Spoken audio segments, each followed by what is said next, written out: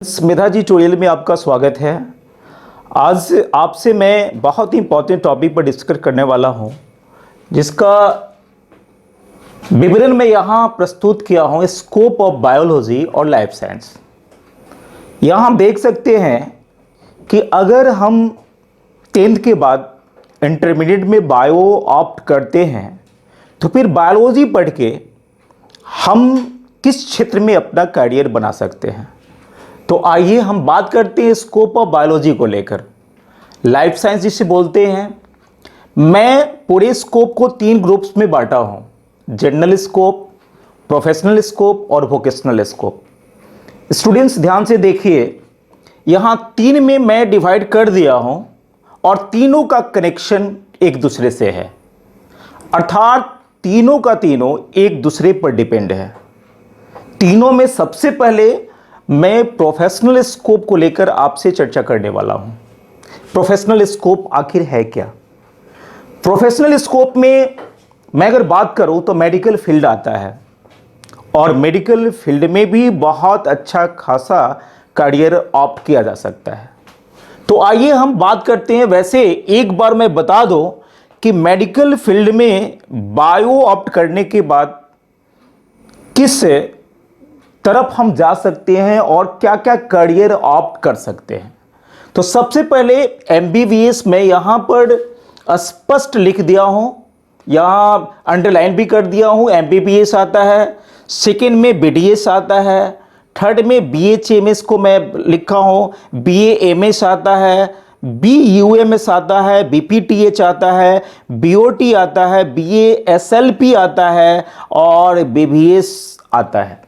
इस तरह से मैं एक एक करके आपको समझाऊंगा और फिर ये बताऊंगा कि हम इसमें एडमिशन कैसे ले सकते हैं और इसके लिए हमें किस विषय पर ज़्यादा फोकस करना पड़ेगा और किस विषय को कितने प्रश्न पूछे जाते हैं। तो आइए बात करते हैं आपसे आज स्कोप ऑफ बायोलॉजी को लेकर, जिसे हम लाइफ साइंस भी बोलते हैं। आइए स्टूडेंट्स बात करते हैं एमबीबीएस। मेडिकल क्षेत्र में एमबीबीएस डिग्री जो है ये बहुत बड़ी डिग्री है, और ये जो कोर्स होता है इसका ड्यूरेशन होता है 5.5 ईयर्स का होता है।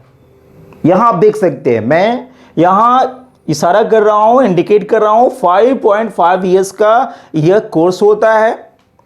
उसके बाद देखिए यहां 4.5 ईयर्स एकेडमिक सेशन के लिए है, अर्थात क्या है, उसमें जब हमारा एडमिशन हो जाता है तो उसमें cytology, human anatomy, human genetics, medicine जैसे अनेक चीज़ों की पढ़ाई कराई जाती है ताकि हम बहुत अच्छा कर सके।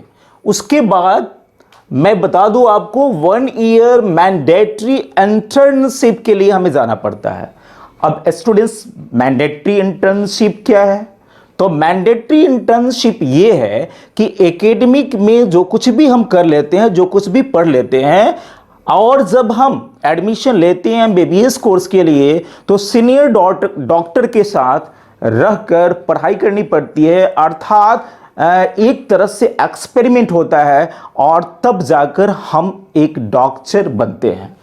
अब देखिए एमबीबीएस कोर्स में एडमिशन के लिए सबसे ज़्यादा किस विषय वस्तु पर फोकस करना पड़ेगा? आइए मैं बात करता हूं बीसीपी। वैसे मैं बता दूं एक बार, नीट एग्जाम जैसे कि एमबीबीएस, इसमें से अधिकांश कोर्स हैं जिसमें हम एडमिशन नीट के थ्रू ले सकते हैं। यहां पर आप देख सकते हैं, यहां इंडिकेट में किया हूं नीट यूजी, यानी नीट यूजी 2 प्रकार के होते हैं, एक अंडर ग्रेजुएट होता है और एक पोस्ट ग्रेजुएट होता है।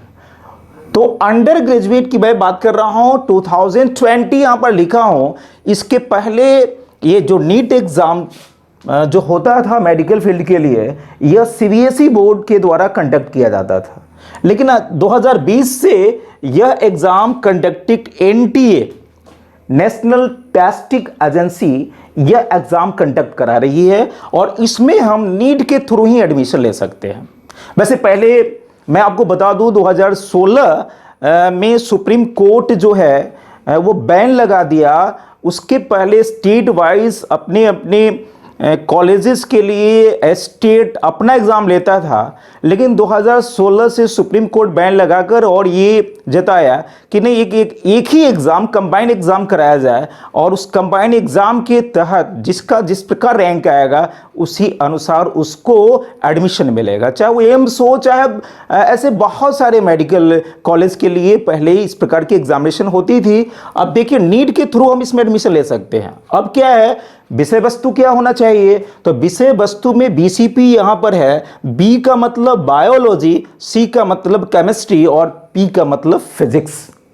अब देखिए मेडिकल फील्ड में हम जाना चाहते हैं, या मेडिकल फील्ड ही मैं क्यों कहूं, वैसे हमारे सपने बहुत बड़ा होना चाहिए, सपने तो हमें देखना चाहिए, सपना देखने का हक है, तो क्यों नहीं हम बहुत बड़े सपने को लेकर सोचें और सपने को साकार करने के लिए भी प्रयत्न करें। अगर हम एमबीबीएस कोर्स में जाने के लिए हम सोचते हैं, समझते हैं या प्रयत्न करते हैं, उस प्रकार की पढ़ाई करते हैं, तो अगर बाय द वे हम उस क्षेत्र में असफल होते हैं तो निश्चित रूप से वोकेशनल स्कोप और जनरल स्कोप हमारा स्वागत करेगा। अर्थात क्या है, हमारी पढ़ाई बेकार नहीं जाएगी, प्रयास कभी विफल नहीं जाता है स्टूडेंट। इसलिए ख्वाब बहुत बढ़िया सजाओ, बहुत बड़ा सजाओ और स्वप्न बड़ा देखो और उसके अनुसार प्रयत्न करो। देखो निश्चित रूप में आपको सफलता मिलेगी। इसलिए मैं आपको बताना चाह रहा हूं कि बायोलॉजी का भी अपना क्रेज है और बायोलॉजी को आप इग्नोर नहीं करें।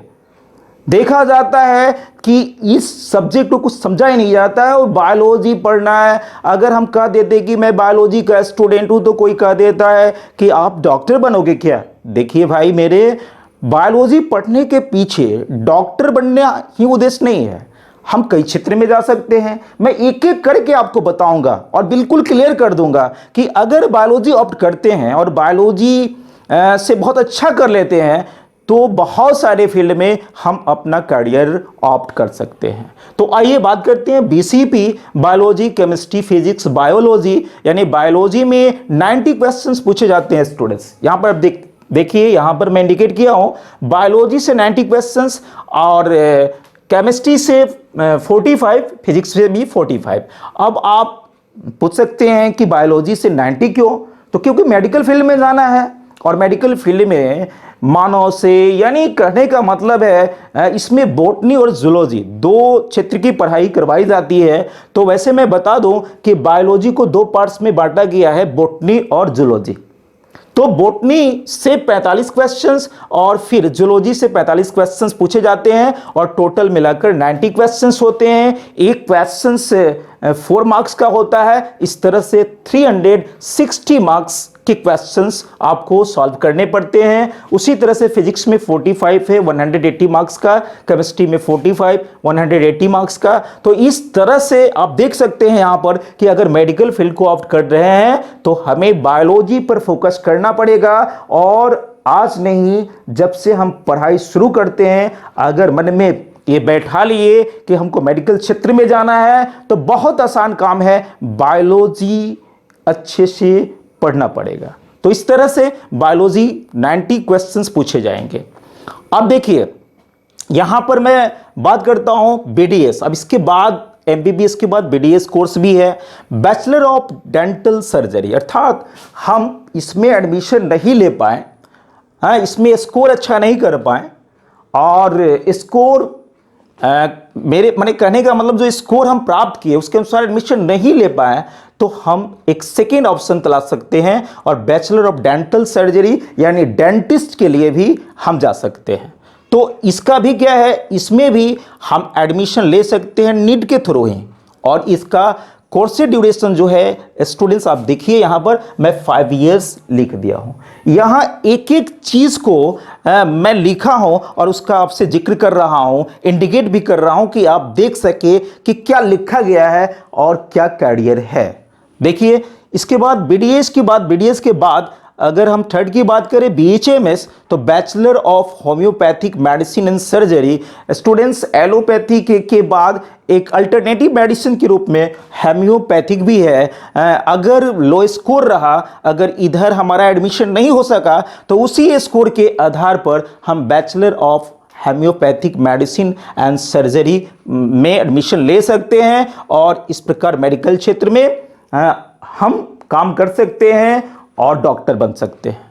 उसके बाद आता है स्टूडेंट्स, यहां ध्यान से देखेंगे, BAMS, BHMS के बाद BAMS, bachelor of Ayurvedic medicine and surgery.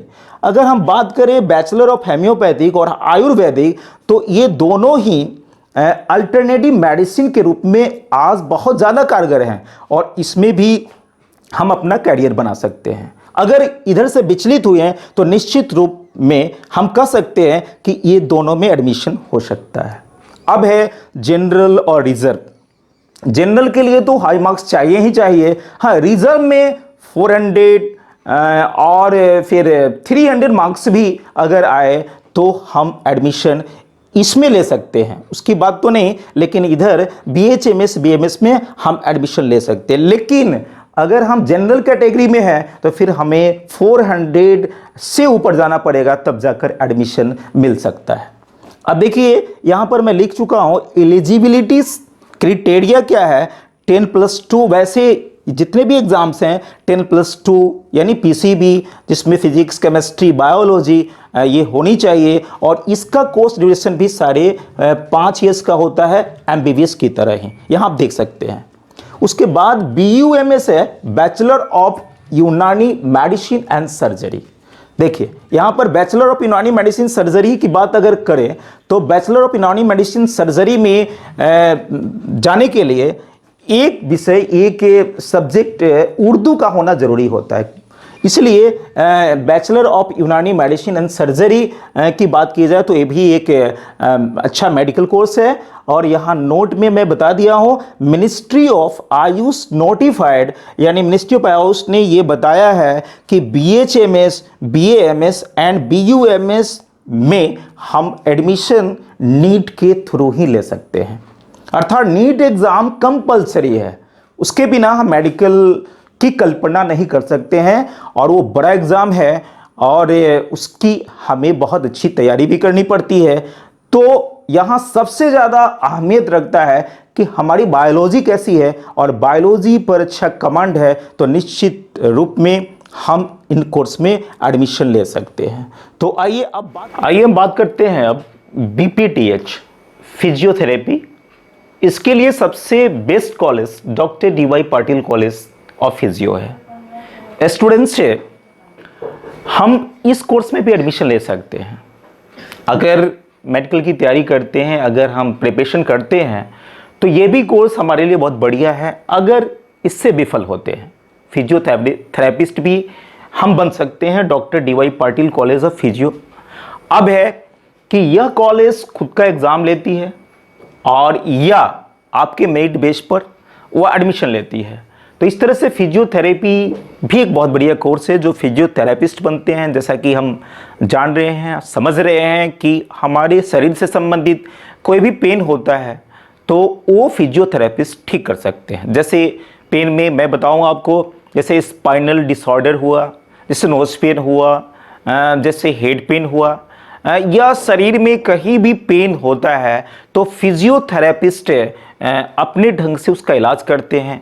वैसे स्कूल में, बहुत बड़े बड़े स्कूल में फिजियोथेरेपिस्ट को रखा जाता है ताकि वह बच्चा को बहुत अच्छे से कुछ व्यायाम का जो तकनीक है वो बता सके और इस तरह से वो शरीर को मेंटेन कर सके।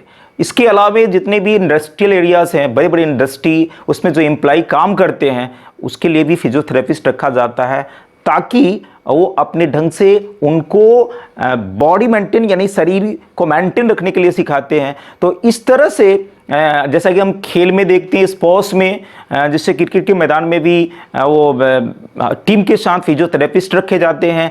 कहीं भी किसी प्रकार का अगर पेन होता है तो फिजियोथेरेपिस्ट दौड़ के उसका इलाज करते हैं। तो इस तरह से फिजियोथेरेपिस्ट भी एक बहुत अच्छा करियर है।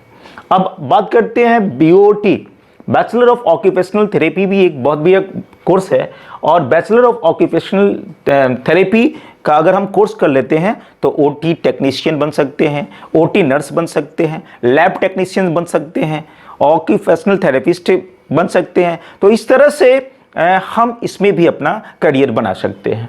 अब बात करते हैं BASLP audiology and speech language pathology भी एक बहुत बढ़िया मेडिकल क्षेत्र में कोर्स है, और इसको करने के बाद जो डॉक्टर होते हैं वो हियरिंग यानी सुनने से संबंधित अगर कोई बीमारी है, जैसे कि हम कम सुनते हैं तो उसका इलाज वो करते हैं, या उसके बाद इसमें दो चीज़ है, ऑडियोलॉजी है एंड स्पीच लैंग्वेज पैथोलॉजी है। तो स्पीच लैंग्वेज में अगर स्पीच या कम्युनिकेशन स्किल या बोलने में अगर कठिनाई होती है, अगर हमारा आवाज़ बढ़िया से नहीं आता है, तो ऐसे डॉक्टर जो ये कोर्स कर लेते हैं उस बीमारी को दूर कर सकते हैं। तो इस तरह से BASLP ऑडियोलॉजी और स्पीच लैंग्वेज पैथोलॉजी भी बहुत अच्छा कोर्स है। और BVSC bachelor of veterinary science की बात करें हम, तो इसके लिए भी नीट इज रिक्वायर्ड, नीट से 500 मार्क्स, एटलीस्ट 500 मार्क्स होना चाहिए अगर जनरल कैटेगरी में है।